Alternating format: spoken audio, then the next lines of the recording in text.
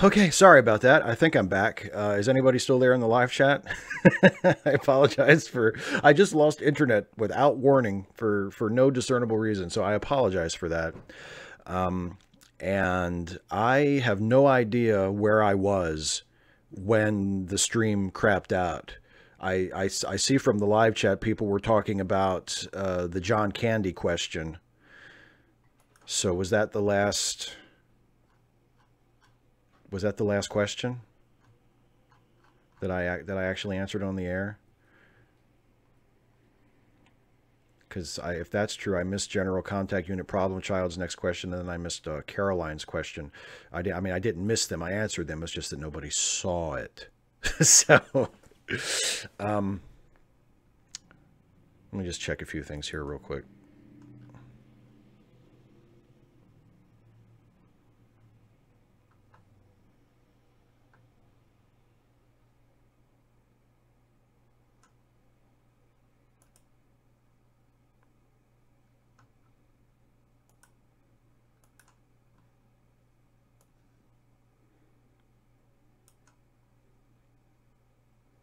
Okay, yeah, and the chat was gone for a while too.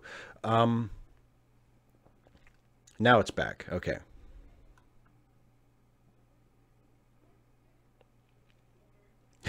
I'm sorry. I'm just scrolling through the chat that I missed. That's one way to trim the time of the live stream. Okay, so I was in the middle of reading.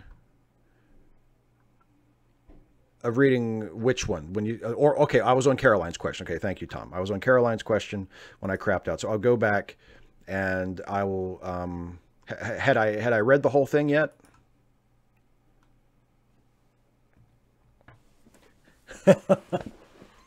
Okay, I'll just go ahead and read Caroline's question. Thanks, guys. I appreciate the patience. Apparently I wasn't talking for very long, by the way. I looked up and I noticed my modem was dead. So, so I was like, oh, that's not good. So I had to restart the modems. Okay, so let's go back and I'll read Caroline's question again for me, but for the first time for you. And then we will... sorry, Humbilly. No transporters on the Orville. Sorry. Okay, so that was Caroline's... That was the middle of Caroline's question. Okay. So... Caroline was asking about the Orville having transporters. I've seen every The Orville episode that has come out. The one thing I can't comprehend is that the Orville doesn't have a transporter of some sort. Do you know if Seth MacFarlane doesn't... If Seth MacFarlane was stymied by CBS in depicting that form of travel? The crew of the Orville has to transport with shuttlecraft. How lame is that? Do you think the new Twilight Zone series holds any promise? The other iterations never had the same pizzazz without Rod Serling. Do you think this time will be any better? I was watching the episode where you're teaching your wife, I think it was your wife, to play Fizbin. I was noticing the books in your bookcase. Do you have any outdated computer manuals in it? Any that contain obsolete Star Trek canon? Okay, so now that is all of Caroline's question. Thank you very much for your patience. I will now answer Caroline's question. And I never went to the Star Trek experience in Las Vegas. I've never been to Vegas, period. So I definitely never went to the Star Trek Las Vegas experience. And I never got to sit on the bridge of the 1701D, which unfortunately is the only part of that I actually missed. I really would have liked to have done that. But I didn't get to do that. So as for the Orville having a transporter, I don't know. I don't know. I don't have any inside knowledge of anything. So I don't know if MacFarlane tried to have a transporter on the show and CBS said, no, too far. You can't do that. I don't know if that happened or not. But I know, like, if I were making a sci-fi series and I wanted it to be reminiscent of Star Trek, as MacFarlane obviously wants the Orville to be, I would not want to have a transporter on mine either, just because I feel like that's too on the nose. Like, the transporter is such a Star Trek thing. I wouldn't want to have a transporter on my non-Star Trek, yet Star Trek-like sci-fi show either. You know, I would be fine using shuttlecraft, as the Orville is. I think the show works fine without a transporter. So yeah, I would not want to have one either. Do I think the new Twilight Zone series holds any promise? Yeah, I'm really looking forward to it. I don't know if it'll be any good or not, but I'm sure as hell going to watch it. And I hope it's good. I know I have a great deal of faith in Jordan Peele. I mean, there's very few people I would put in the same echelon as Rod Serling, but Jordan Peele is a brilliant writer, a fantastic creative mind. And if anybody can come out with a good Twilight Zone, it's him. So I'm really looking forward to it. And yes, I don't know if it'll be good or not, but I think it definitely holds promise. And as for the episode, I believe that was the Is Captain Kirk Actually a Womanizer episode of Trek Actually, where I'm teaching my wife Fizbin. I don't have any outdated computer manuals in it, but I do have some old Star Trek books that, yes, I believe contain some outdated canon at this point. I don't know for sure. I can't pinpoint. I can't tell you exactly which ones or what. But yeah, I do. I have an old Star Trek technical manual from, I'm not sure exactly when, but from a while ago, from like the 80s, that I'm sure some of it has been superseded since then. So yeah, there's a little bit. There's a little bit. Next question from General Contact Unit Problem Child. There's a popular narrative, at least among left-wingers, that Bernie Sanders had sufficient support in 2016, but was prevented from getting the nomination because power structures within the Democratic establishment were against him and in favor of Hillary Clinton, i.e. the Clinton campaign rigged it against Bernie. You don't buy that narrative. Can you explain why exactly? Well, it's pretty straightforward. I don't buy it because I've never seen any evidence for it. As far as I can tell, the Democratic Party itself didn't do anything to rig the primary against Bernie Sanders. Bernie Sanders lost because he didn't win as many primaries and didn't win enough convention delegates. And ultimately, even though Bernie made a very good showing for himself, and definitely earned the right to have a lot of influence on the platform, which I think was a good thing, he ultimately never really got close to the nomination. So I just don't see any evidence of Bernie totally would have won and it was rigged against him. I just don't see any evidence of that.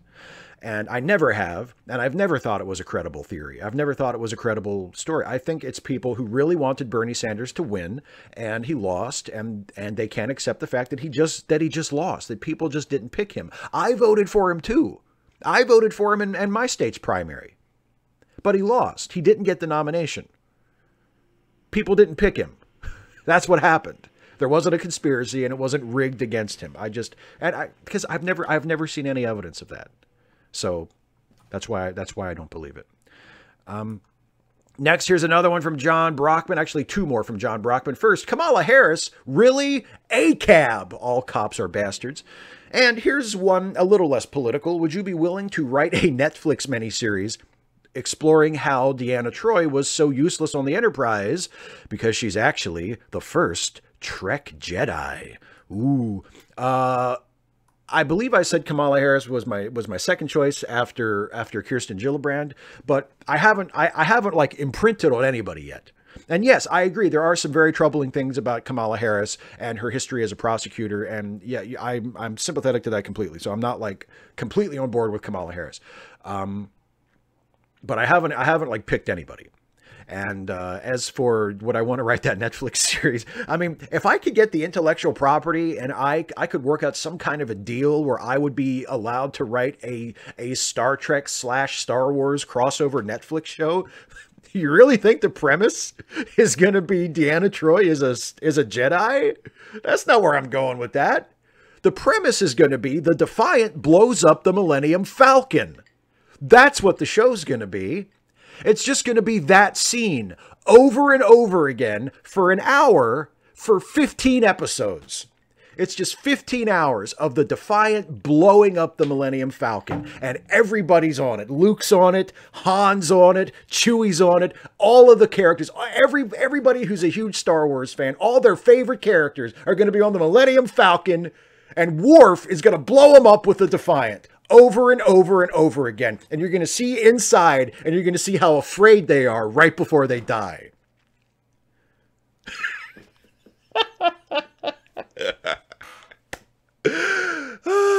No, I don't know. I really like Star Wars. I really do. I love Star Wars, and I would never do that. But But if I did have the access to both IPs and I could write a Star Wars Star Trek crossover, I probably would exact some Trekkie revenge. I don't think I could help myself. Next one is another one from General Contact Unit Problem Child. Most advocates of non-interventionism say that if what's going on in another country doesn't stand to harm the people who live in yours, you shouldn't militarily intervene. Suppose a particular country rejects climate change and environmentalism in general, and so is destroying its natural environment and putting out a massive amount of pollution, you know, like more so than most other countries.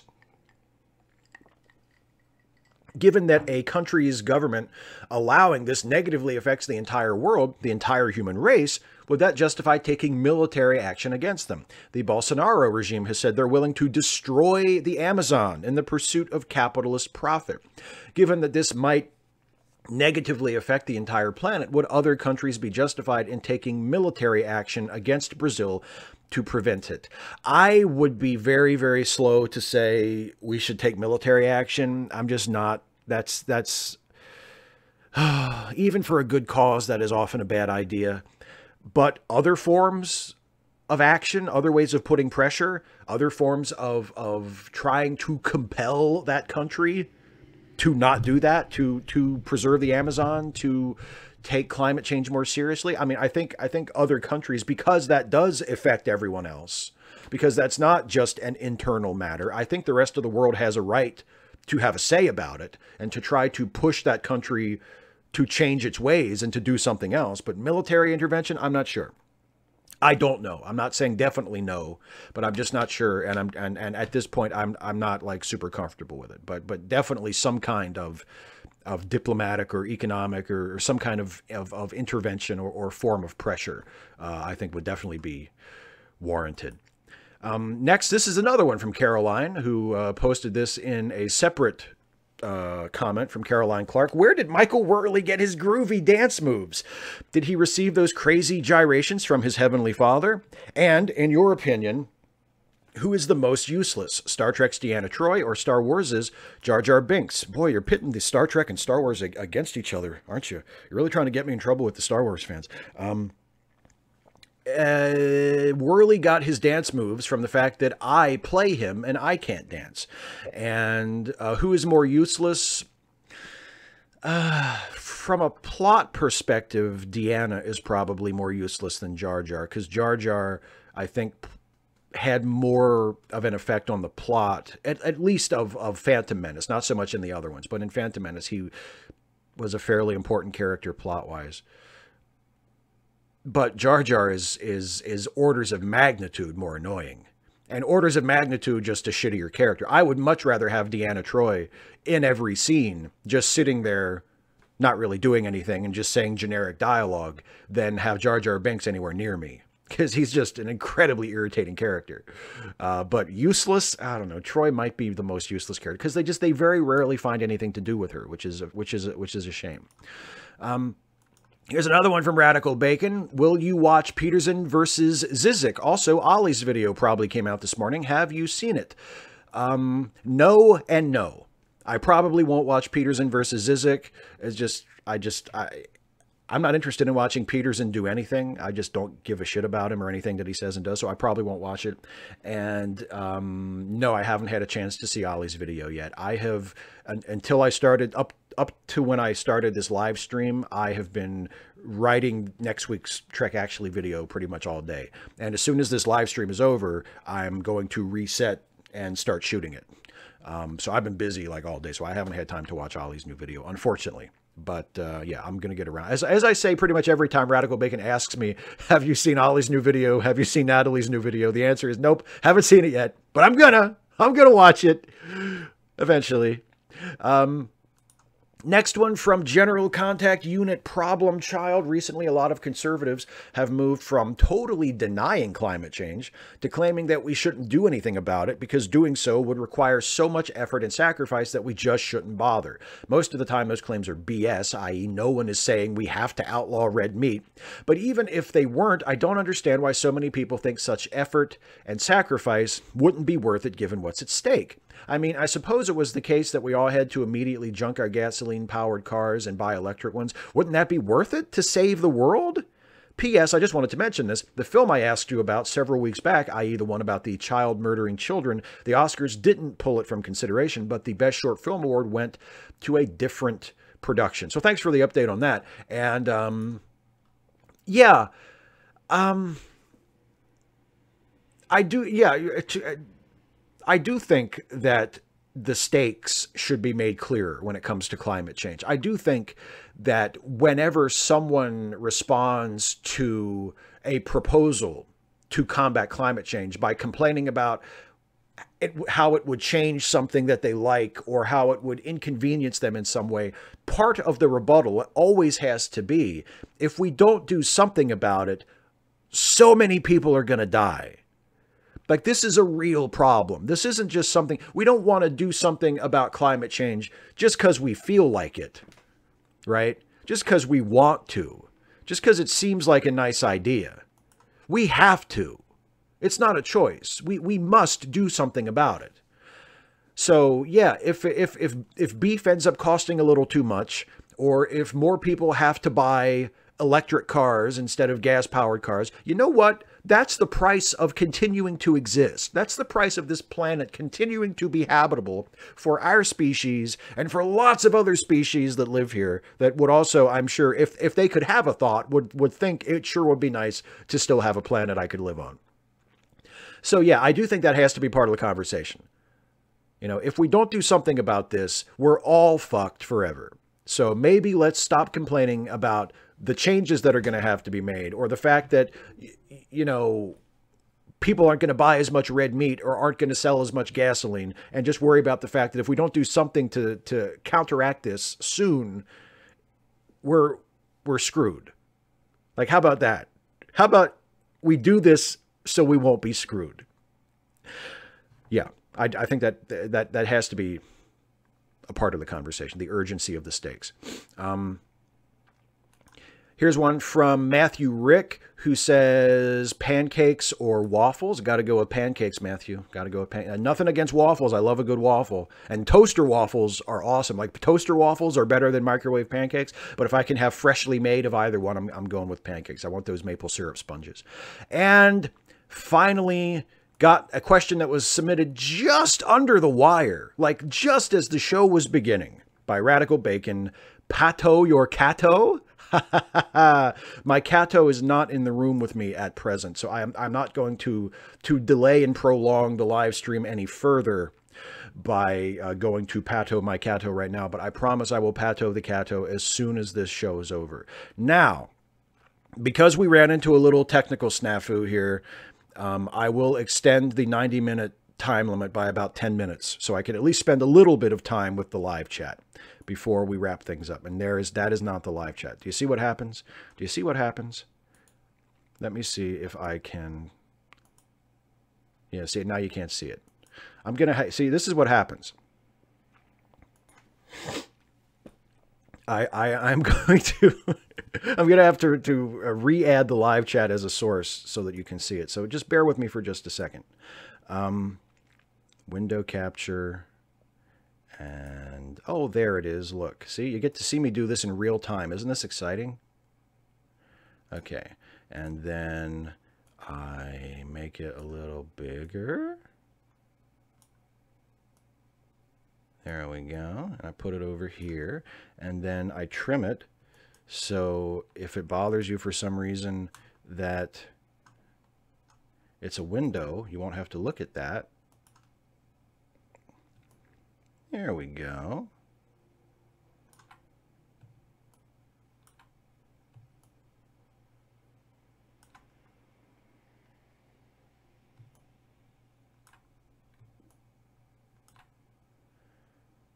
And voila. Now the live chat is on screen with me. Okay, so we'll spend some time in the live chat. I'll go. It's 7:27 now. I'll just round it off, and we'll go until 7:40. I apologize for not having more time to spend with the live chat, but that is one of the reasons why I want to try to make the Patreon question portion of the show a little shorter, so it doesn't take up the whole the whole goddamn time. So from now on, just to remind everybody, if you weren't here before, if you missed it before, from now on, starting with the next episode, only one question per Patreon patron per show. So that'll hopefully shrink that part of the show. So I have more time to spend in the live chat. So now the live chat, here we go. I saw a super chat from Humbilly for $5. Thank you, Humbilly. Who says, there's always been discussion that Jar Jar was a master Jedi who was also a drunken master and was supposed to be the big bad in the final trilogy. I have no idea if that is true or not. I still kind of wish he hadn't been so damn annoying in Phantom Menace, if that was the plan. Like, make him a likable character and then reveal that he's on the dark side or something. Maybe. I don't know. That's an idea. Let me scroll back up here and see if I missed any. I know I'm going to miss a ton of questions, so I apologize ahead of time. Here's one from Trekkie0623. I'm just kind of starting near the bottom, so I apologize for missing all the ones that came before. But Trekkie0623 says, what are your thoughts on the Federation tolerating Section 31 this season on Discovery and the way it is handling foreign relations, i.e. the Klingon coup? Reminds me of U.S. foreign policy. Yeah, I think that's probably that's probably where they're going with that in terms of social commentary. They want to draw, allusions between the Federation and American foreign policy. That's usually what Star Trek tries to do with stuff like that. Yeah, I kind of hope that they keep the Klingons more in the background this time around. I mean, I like the Klingons, and I don't have anything against the Klingons, but like as I said in my season to this point review, I think the Klingon stuff has been my least favorite part of the season so far. So I kind of hope they stay away from that. Let me see. Oh, I see Adam Rainstopper. I just bought Chantix, Steve. Wish me luck. Good luck, Adam. Good luck. That's to quit smoking, right? Good luck. I know that can be incredibly difficult. So best of luck with that. Radical Bacon. What's a flirkin? I have no idea. Trance, if you drew number 1 in a YouTube Royal Rumble, would you still be there at the end? You're goddamn right I would. I don't know if I would win, but I would definitely be Final Four. You're goddamn right I would. Let me see. There was another one that just went by that I wanted to see. It's from Zimmer Barnes. If you got to remake your least favorite Star Trek film, what would you change to make it better? Oh, if I got, okay, I would want to remake Star Trek Generations. I don't know if that's like my least favorite, but that's the one I most want to remake. And if I could remake Star Trek Generations and I could wave my magic wand and just have it be however I wanted it to be, I would want it to be a proper crossover film between the entire original crew and the entire next gen crew. It wouldn't just be a little bit of Captain Kirk and Scotty and Chekhov at the beginning, bunch of next gen stuff, and then Kirk shows back up for the final act. I would want it to be a really proper, like, epic Enterprise meets Enterprise, crew meets crew crossover film. So that's what I would like to do. Yes. Okay, a flirkin is apparently a cross between a cat and Cthulhu. You learn something new every day. I have no idea, and I have no idea how I would even be expected to know that.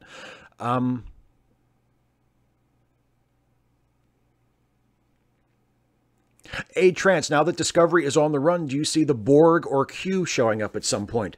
That would not be my first choice. I mean, people get annoyed enough at Discovery bringing in stuff that was already established in the original series, and that doesn't bother me, but it feels like it would be a little bit of a reach if they brought in the Borg or Q. I don't think the show needs it. I mean, if they did it, I would give it a chance and I would judge it on its own merits, but I just don't think the show needs it. I mean, I would hope they don't do that. Bruce Bartup, who is my favorite novelist? Joseph Conrad. Radical Bacon. So my boyfriend and I were talking about how there was a sort of relief with cuddling and that there really should be more platonic acts of intimacy. You know, that's an interesting point. I never really felt that I needed more cuddling in my life, more platonic cuddling, but in general, I think that's a good idea. I think it certainly shouldn't be stigmatized. I think it shouldn't, and it shouldn't be, you know, like those kinds of physical intimacy, like a hug or a cuddle or something, shouldn't necessarily be sexualized, like I think a lot of people sort of instinctively do. I'm definitely on board with that. Yeah, totally. Carpogenie C. Hey, Steve, because of your love of Discovery, I decided to get CBS All Access. Thank you. I'm really loving Discovery. Well, cool. Good. I'm glad. I'm really happy. I'm glad that you took the plunge and that you're enjoying it. That's great. Jason Todd says, Dukat is definitely not a hero, but is Damar? That is a subject for a future Trek Actually video. Not next time or the time after, but maybe the time after the time after. I don't know. But yeah, I'm almost certainly going to do a Damar video at some point. And I think you can make a much better case for Damar being a hero than you can Dukat, for sure. John Brockman, if Data doesn't age, who would you cast to play him in the new Picard show?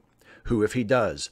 Either way, it doesn't matter. If Data shows up in the Picard show, I would have Spiner do it. I don't care. I know he would obviously look a lot older, but who cares? I mean, if Patrick Stewart is going to play Picard, then have Brent Spiner play Data.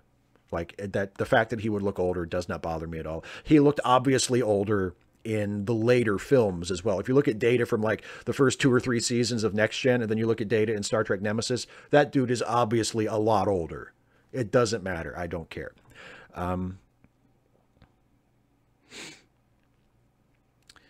Jeff Borowiak, what species stole the plans to the Death Star? I have no idea. Was there something about Bothans? I don't know. Or was that Return of the Jedi? I have no idea. I don't know.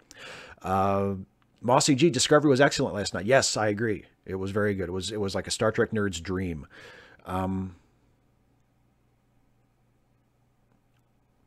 Davuza, will there be a Kelvin TNG?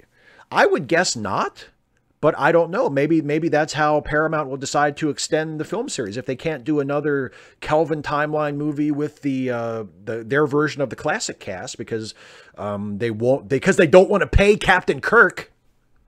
Then maybe they will do a next gen series. I don't know. I haven't heard anything about that, but it wouldn't surprise me, and it might be cool if they pull it off.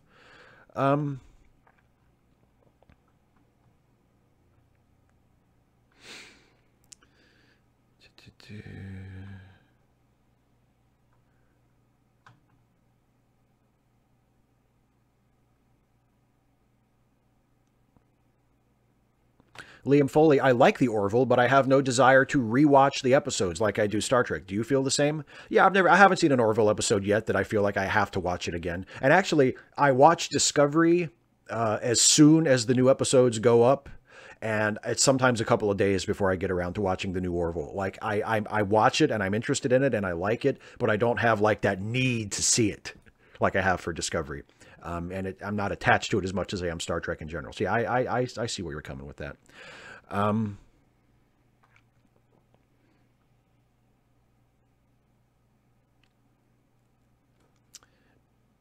Prince Sun Kim, The Hand of Heaven. Who do you think is the best Superman villain? For me, it's either Mixius Pitlick or Parasite. I'm leaning toward Mixie because he could easily kill Superman with a snap of his fingers, but plays mind games. You'll find that my taste for things like this is relatively pedestrian. I think Lex Luthor is the best Superman villain because Lex and Supes have the most well-established relationship. They have several different established relationships throughout the various versions of the characters. And I just think there's something poetic and something appropriate about the most dangerous adversary of the most powerful man on Earth being a normal human being whose only advantage is his mind. And that's what makes him so dangerous. So I got to go with Lex. I think Lex is the best Superman villain. I mean, if you're going in terms of like who has the best chance of beating Superman, I guess, yeah, Parasite's a good one. Mixie is a good one. I don't know, Darkseid, Doomsday, the various big super strong ones who could just beat the shit out of him and beat him to death, as Doomsday did. I guess you go with one of those. But in terms of like best villain for a story, I think it's Lex. What are your thoughts? This is from Xena Mac. What are your thoughts on Arium, human cyborg on Discovery? I'm interested to see what her story works out as this season, how she's sort of been taken control of by something from that freaky alien probe. I'm curious to see what that turns out to be. Obviously, it's gonna reach a boiling point in the next episode, judging by the previews. for next week. So I'm curious to see that. And I just wanted to figure out exactly what the deal is. What exactly is going on with Ariam? I think she's cool. I think it's a really cool look. I think the makeup and the costume is great. Aiden ALW, Steve, what about Q in the new Picard show? Also thoughts on the new Battlestar Galactica reboot in development and on the new Dunes movies. I've never been a fan of or that interested in Dunes, so I don't really care about that. I mean, again, it's not something, I don't have anything against it. It's just never something I've really been into. So that doesn't really, like, that doesn't, my ears don't perk up when I hear, oh, they're doing a new Dune movie. Like, it's okay. Good. As for Q and the Picard show, I mean, it would be nice. It would be cool, you know, to see Q show up again, because